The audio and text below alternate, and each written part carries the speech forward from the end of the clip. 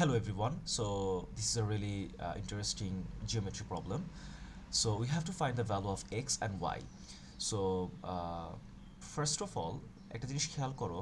So this line is a straight line, right? This whole line is a straight line. So this particular angle and this particular angle, so this 110 degree and এই যে y, summation of these two angles should be 180 degree because the straight line angles, right?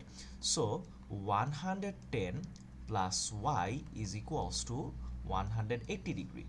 So from over here y is equals to 180 minus 110 কারণ এই 110টা আমাদের left সাইডে plus আছে, so এটা যদি ওই পাশে নিয়ে যাই, রাইট সাইডে নিয়ে যাই, it should be minus, right? So from over here y equals to 70 degree.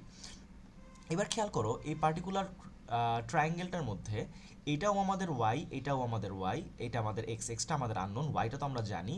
So ট্রায়াঙ্গেলের তিনটা অ্যাঙ্গেল অ্যাডাপ্ট করলে আমাদের 180 ডিগ্রি হয়, রাইট? ট্রায়াঙ্গেলের তিনটা অ্যাঙ্গেল অ্যাডাপ্ট করলে 180 ডিগ্রি হয়।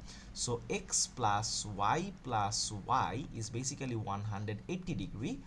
সো এবার আমরা যেহেতু ওয়াইয়ের ভ্যালুটা জানি, সো ওয়াইয়ের ভ্যালুটা এখানে এবং এখানে ইনপুট করে দিই, তার মানে x plus 70 is equals to 180 degree.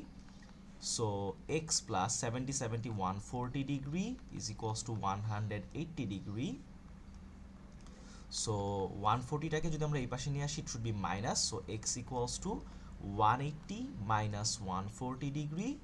So x is equals to 40 degree.